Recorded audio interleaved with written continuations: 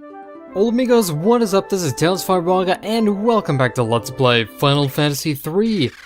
In the last episode, what did we do last episode? Holy shit. I think we fought Leviathan last episode?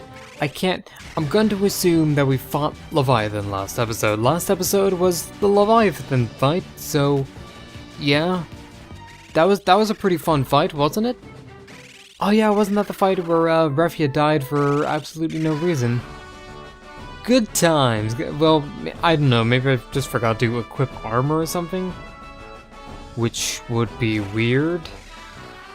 Oh well, whatever. Anyway, I don't believe we've actually done this yet, and this was something that I thought we needed to do at some point, but I forgot that we already had the locket fixed because I'm stupid. But here we go. We give her her pendant back, and she's happy. And we ask what the pendant means to her.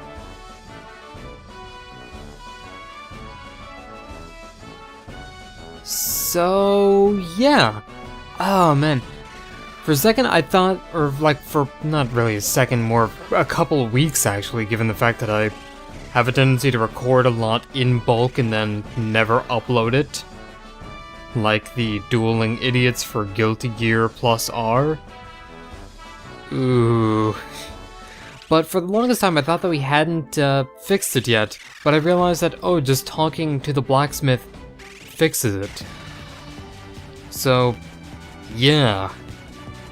That's fun. That's a good thing. Thank you, Square. You make good games. I'm just too dumb to pay attention, apparently.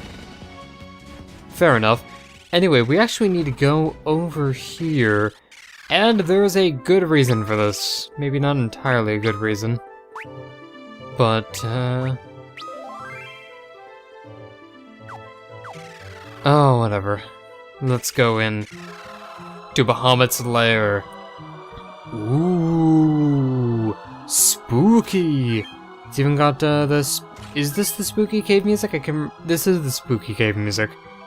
Where does a spooky cave music? I'm losing track of which cave musics are spooky and which are not. That's probably not such a great thing.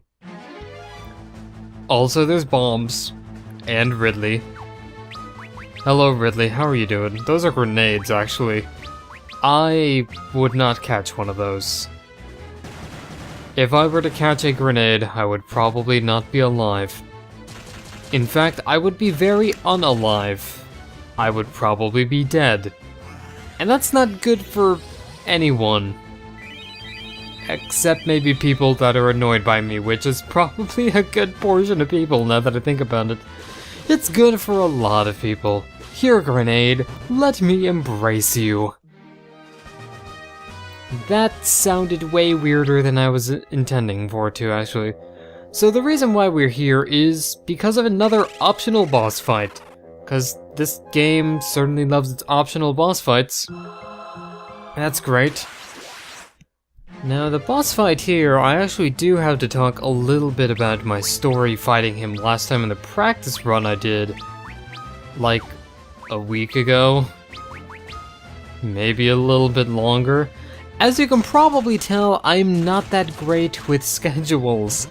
I try to put myself on, like, schedules and stuff, but then I realized that I'm either lazy or stupid or both, and I eventually forget about schedules, like...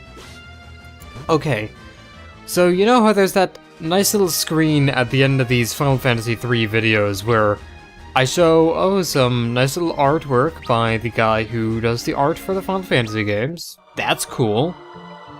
Or at least did the art for the good ones. And, you know, it's got all the nice little 8-bit music, and it's got the, oh hey, you can click these parts to go to the next video. And, oh god, these rocks. Those rocks are gonna clip through that line. Yes, they are! Yes, they are! Oh man, the floating rocks. So good. Final Fantasy III, you are fantastic. But anyway, you know how I have that screen at the end of each video? well, there's supposed to be annotations for those, and I keep forgetting, because I'm a dumbass, so... Whatever. Lunith gains a level, Ingus gains a level, we're all good. I'm gonna have to do some job level grinding eventually before we go into the last areas of the game. Cause honestly I want to be prepared for the last area, and in terms of job level, like, Lunith is the only one with any good standing, like 23, 45, and 45 is not really all that great, but 8 and 11 for our jobs. Oh man, I'm gonna want to raise those to at least like 20 before going in at the least. I may as well explain some of the things that job levels do, just in case for some reason you're new and just getting into this. Like, if this is the first video of the series you're watching, hi, I've already wasted 6 minutes of your fucking time, I'm sorry. But job level basically affects a class's stats, so like, if Arc right there were to cast a low-level healing magic, but at a higher job level, then if he were at a lower job level, it would heal more. Because the amount of power that a spell oh wait, we have a poisoning item? Huh, crazy what the world's doing nowadays. But basically the fact that he has a spell that heals things and stuff, its power is affected by the job levels. So at a higher job level, magic is more efficient, and I believe at higher job levels you also have more chances to hit an opponent. Hitting an opponent, I think, is dependent on agility and your job level, so that's kind of something. Either that or the wiki fucking lied to me, and if it turns out that it did lie, I'm probably gonna give it a stern talking to. I've talked to wikis before, and Zax too. Zax and wikis. That was a joke. Thanks for coming out. Oh man. So, actually, while I'm here, I may as well talk a little bit about something. I recently got a game for the Nintendo 3DS, and it is called Tales Adventures, and it was a Game Gear game. No, Senran Kagura Burst, and the reason why I actually got it is because I have a friend from Mega Man Battle Chrono X, Midnight, who kind of said, oh hey, you might be interested in this game, you can put girls in glasses and cat ears, I know you have those kinds of fetishes going for you. It's a very competent game, despite, you know, the usual and stuff. And I'm just like, okay, well, I'm probably not going to get it. And I got it. It was only 20 bucks, so it was kind of on sale, actually. And I'm honestly gonna say, it's a lot better gameplay than I thought it would be. Like, it's kind of like side-scrolling I explained this to the Darkblade 360, where it basically felt it was like Streets of Rage with air combos. But it's kind of a lot like side-scrolling Dynasty Warriors. And yes, I do know how Dynasty Warriors game played. I did actually play a demo of Hyrule Warriors at Target when I was going there, and, you know, pretty alright game. But, I don't know, the presentation is just like really schizophrenic. It's like, the writing wants to take itself seriously. The writing is, for something that's just this dumb, goofy game, the writing is surprisingly fairly dark, actually, and there's been some serious moments, like... Okay, I'm not going to say it's like, oh hey, it's the darkest, most serious game ever, but it's a lot more serious than it lets on, but I think the whole, oh hey, it's a game with big-boobed ninja anime chicks, that's so cool! Isn't that what people want? And it's just like, well, maybe it's what people want, but I mean, you don't have to like shove it in our faces, or them, in the case maybe, shove them in their face. Each boob counts as a separate one. Oh yeah, we were in this dungeon for some reason. I don't know why that is. Are you strong enough to defeat me? Probably not. Okay, well you actually walk out here and the air itself attacks you. Oh, never mind, it's just Bahamut, nothing to worry about. Okay, so this guy is Bahamut, and I have to tell an interesting story, or kind of interesting. So the last time I did this fight for the practice run, I killed this guy in 2 turns. That's because Refia here, the Dragoon, got a critical hit, and when you get a critical hit, your damage increases by a bunch. Now, it stops showing damage after 9,999, but you actually do damage past that, so with that critical, I managed to kill Bahamut in 1 hit. I'm gonna see if I can't replicate it right here. I'm probably not going to be able to be fair. He's probably actually going to use Mega Flare and completely wipe us, but no, he's going for melee attacks. He's very keen on the melee attacks, actually. Kiragon, let's do some healing. The healing is not as rewarding as the hurting, though. Okay, not as good as I was hoping, but thankfully, we actually do have a backup to this. Because I just used boost twice with Ingus. And every time you use boost, your damage multiplies. We use it twice, so we have a +3 multiplier going into this. So we killed Bahamut in 3 turns. Not bad, not as good as I was hoping, but not too bad either. So yeah. And because of that, we obtained the summoning spell Bahamut. I don't know why, but Bahamut is like the only summon that doesn't have a cutscene associated with him. And I guess it's partially because you see him at the beginning of the game when you're on the Dragon's Peak. But I don't know, it just feels weird. Like, Bahamut is supposed to be, oh hey, I'm the ultimate dragon of ultimate destiny. I'm gonna cast Mega Flare and like fuck your shit. Except, I'm not gonna give you a cutscene for it, because why would I give you a cutscene for it? What have you, the player, done to deserve my presence?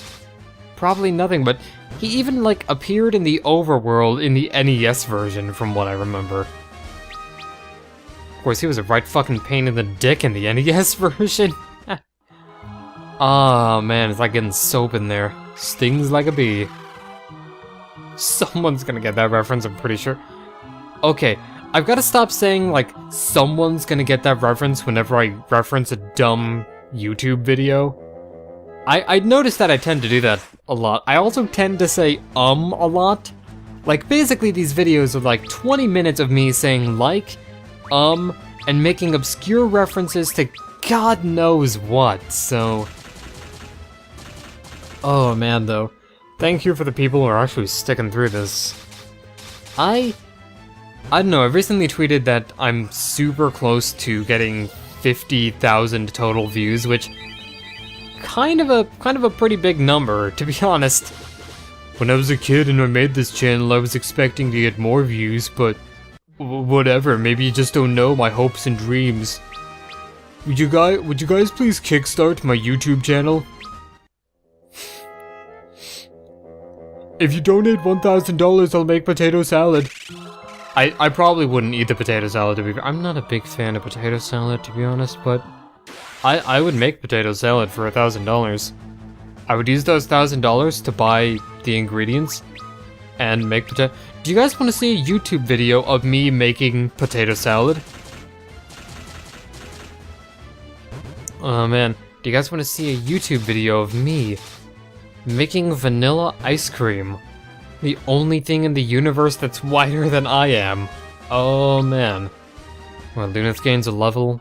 Oh, no level for Ing? He was putting in work in that Bahamut fight. No level for him? Oh, he's way far away from a level. Holy shit. Okay, I say way far a level away, but it's probably only really one battle. Shall I check? I guess we shall. 'Cause it's a bunch of Ridleys. I can't do the... I really wish I could do just the Retsupre, like, slow beef diabetes Ridley voice, but I can't. Like, I guess it's because I speak through my throat a lot, but my vocal cords get kind of strained, and I just can't do that. Like, a year ago, I probably could have done it a year ago. It's like, I can't really do a Waluigi voice, and you guys may have seen or heard that from the, Mario Kart video that I posted recently, but I can't do the Waluigi voice because my voice just doesn't do... I don't quite have the range that... I did in my prime. And to say that I'm already past my prime at 20 is... Wow, that's actually pretty depressing. Holy shit. Okay, Ingus, you go on and get a level. You fucking earned it. You are a trooper. Oh man, but what can we do now? The only thing we can really do right now that isn't like the last area is open up the second or third to last area. Because technically the last area is at the end of the second to last area, but the third area is also in the It's... oh man. Once we start ascending the Crystal Tower, the Circus Tower, Circus Afro, blah blah blah, Madagascar 3 Tower, you guys are gonna... oh man. Should I talk about the checkpoint starvation that tower goes through? It's kind of fucking ridiculous. Basically, there's the Ancient's Labyrinth, and then you go to the Circus Tower, and you have to access the final 2 areas from the Circus Tower. One of them is a semi-optional... it presents itself as kind of an optional area, but the story builds it up, and I think in the NES version you were required to go into it. Why am I talking about this anyway?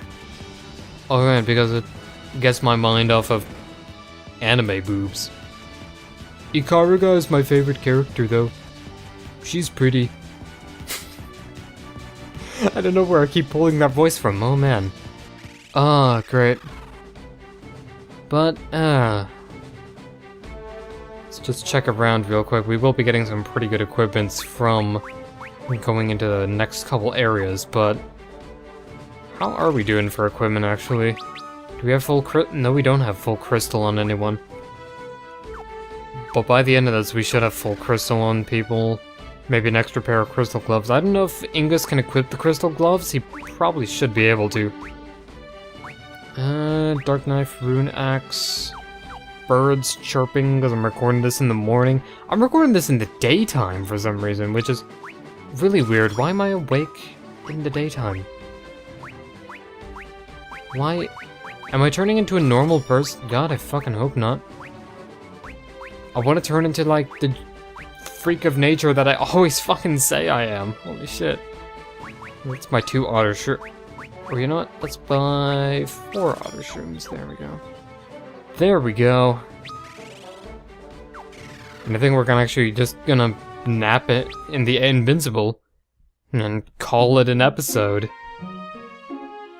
Cause, oh boy, the next couple parts are gonna be a pain in the butt. You ever had butt pains before? Doesn't feel that great. I'm gonna see you guys later though. This is Tails5Rocket signing out. Thank you guys for watching. And I hope you're having a wonderful, wonderful day.